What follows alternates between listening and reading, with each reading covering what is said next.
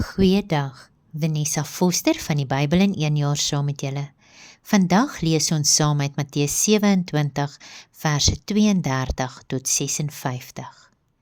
Die kruisiging. In die vorige gedeelte het ons gelees hoe Jesus wreed verneder is deur die Romeinse soldate. Hy is geslaan en weggeneem om gekruisig te word. Die gebruik was dat die persoon wat gekruisig word, self sy kruis moes dra. Maar aangesien Jesus vooraf verskriklik geslaan en gemartel is, Johannes 19 vers 1 tot 4, trek hulle vir Simon van Sirene, 'n onskuldige omstander, nader om Jesus se kruis na Golgotha te dra. Die wreedheid van die mens moes 'n afskuwelike prentjie gewees het om te aanskou. Wanneer ons dink aan 'n kunswerk wat Jesus se kruisiging uitbeeld, sien ons hy het minimale klere aan. Maar wanneer ons vers 35 lees, sien ons dat die soldate Jesus gestroop het van al sy klere en gedobbel het oor die laaste stuk. Sien, God se onsigbare hand was in beheer, sodat die profesie in vervulling kon kom, wat ons in Psalm 22 vers 19 lees. Hulle verdeel my klere onder mekaar en werp die lot oor my gewaad. In vers 36 lees ons dat Jesus onder noukeurige toesig van die soldate was. Matteus het moontlik hierdie inligting bygevoeg om mense te oortuig wat wil twyfel oor die werklikheid van Jesus se dood of opstanding. In Johannes 19 vers 21 kan ons gaan lees dat die godsdienstige leiers onder die Jode beswaar gemaak het teen die titel bokant die kruis. Dit is Jesus, die koning van die Jode.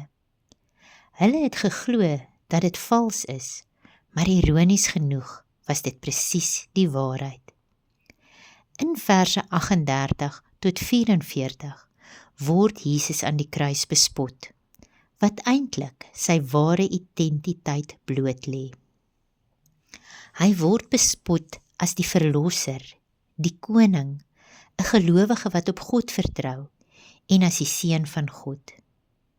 Tydens sy kruisiging het Jesus in die middel van die sondige mensdom gestaan en die bespotting deur die misdadigers het bevestig dat die mensdom Jesus verwerp het. Ten spyte van sy ongelooflike daad van liefde, is Jesus nie geëer nie.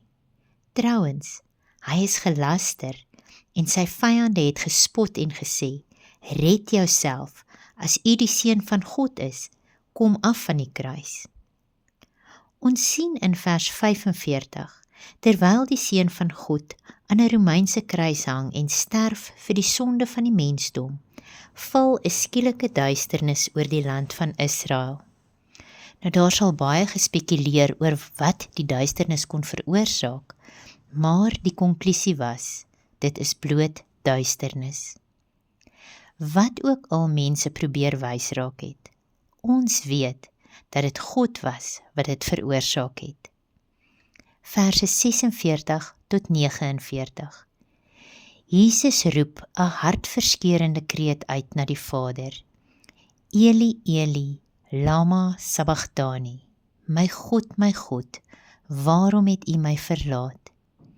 Jesus haal die woorde van Psalm 22 aan, om die vervulling van die profesie te verklaar. Alhoewel Jesus fisies en emosioneel pyn geken het, het hy nooit skeiding van sy Vader geken nie. Hy moes op 'n manier spanning in sy verbintenis met God die Vader ervaar, terwyl hy die sondelas van die mens op homself neem. Sommige van die mense wat naby gestaan het, het gehoor Jesus roep na Elia, en hulle het 'n bespotting van Jesus gemaak, tot die einde toe. Vers 50 lees, daarop het Jesus weer met 'n groot stem geroep en die Gees gegee. Jesus se lewe is nie van hom geneem nie. Hy het gekies om dit prys te gee. Jesus het sy sending vervul, soos hy dit aan sy disippels in Matteus 20 vers 28 beskryf het. net soos die Seun van die mens nie gekom het om gedien te word nie, maar om te dien en sy lewe te gee as 'n losprys vir baie. Nou in verse 51 tot 56 sien ons verskeie gebeure wat plaasgevind het in die oomblikke na Jesus se dood. Die tempel se enorme gordyn is van bo na onder, middeldeur geskeur. Dit wat simbolies die mens van die teenwoordigheid van God geskei het, is nou tot niet, en die mens het nou direkte toegang tot die Vader. Daar was 'n aardbewing, rotse is geskeur, grafte het oopgegaan en ontslape heiliges het opgestaan. Die hoofman oor 100 het nou in nederigheid Jesus as Seun van God erken. Ons sien dat Jesus nie net op geharde man se impak gehad het nie. Hy het ook 'n impak op vroue gehad, waarvan Maria Magdalena, voorheen 'n duiwelbesete vrou wat Jesus van Galilea gevolg het, genoem is. Nou alhoewel Jesus die Seun van God is, en hy aan die kruis gesterf het, deur die hande van diegene wat hom gehaat het, was dit om God se goeie en liefde verlossingsplan te vervul. Mag jy 'n geseënde dag verder hê. Tot volgende keer. Totsiens.